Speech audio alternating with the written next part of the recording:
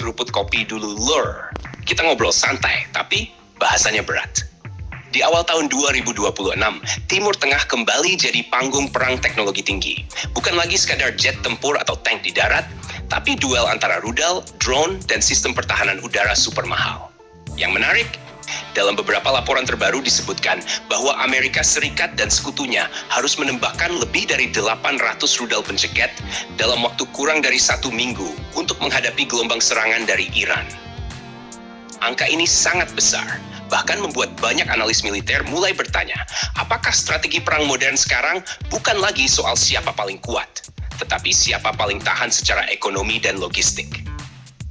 Serangan yang dilakukan Iran tidak hanya mengandalkan rudal balistik, tetapi juga memanfaatkan drone kamikaze dalam jumlah sangat besar.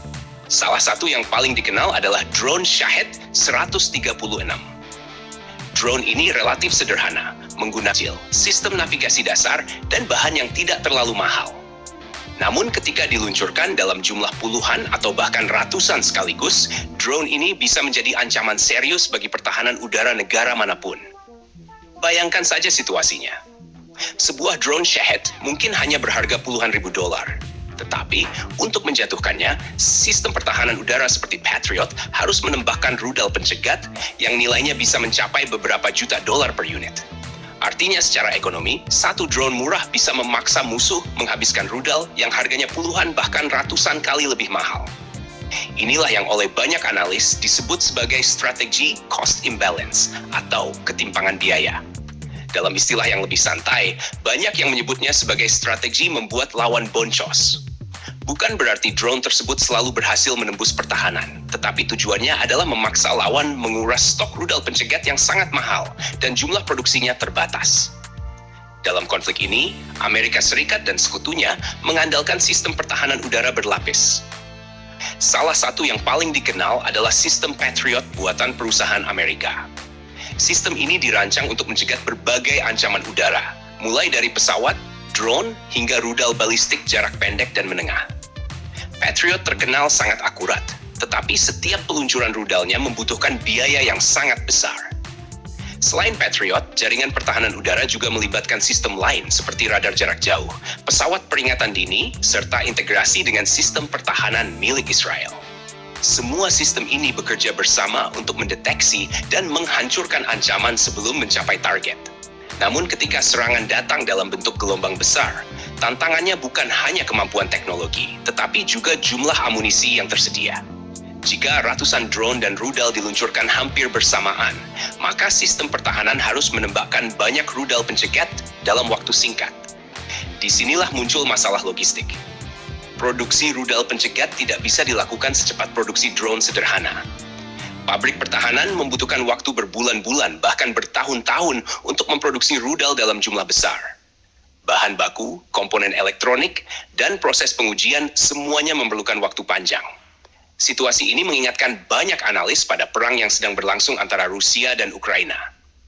Dalam konflik tersebut, Ukraina menerima beberapa baterai Patriot dari negara barat untuk melindungi kota-kota penting dari serangan rudal Rusia. Namun jumlah rudal yang tersedia selalu menjadi isu sensitif karena produksinya terbatas. Menariknya, beberapa laporan menyebutkan bahwa jumlah rudal pencegat yang ditembakkan dalam beberapa hari di Timur Tengah bahkan bisa mendekati atau melampaui jumlah rudal yang diterima Ukraina selama periode tertentu dalam perang mereka melawan Rusia. Ini menunjukkan betapa intensnya serangan drone dan rudal yang terjadi di kawasan tersebut. Strategi Iran sendiri tampaknya dirancang untuk memanfaatkan kelemahan sistem pertahanan udara yang mahal. Dengan meluncurkan kombinasi drone murah dan rudal balistik, mereka mencoba membuat sistem pertahanan lawan kewalahan.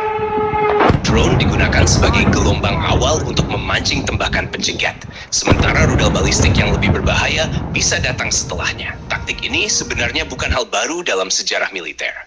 Dalam banyak perang sebelumnya, konsep saturasi atau serangan jenuh sering digunakan. Artinya menyerang dengan jumlah yang sangat besar agar sistem pertahanan tidak mampu menahan semuanya sekaligus. Dalam konteks modern, konsep ini diterapkan dengan drone dan rudal. Selain faktor biaya, ada juga faktor psikologis dan strategis. Ketika sebuah negara harus menembakkan ratusan rudal pencegat dalam waktu singkat, Tekanan terhadap logistik dan cadangan amunisi akan meningkat. Jika konflik berlangsung lama, maka negara tersebut harus segera meningkatkan produksi atau mencari cara alternatif untuk menghadapi ancaman yang lebih murah. Karena itulah, beberapa negara mulai mengembangkan solusi baru seperti senjata laser, meriam otomatis, atau sistem pertahanan berbasis energi. Tujuannya sederhana, yaitu menurunkan biaya pertembakan.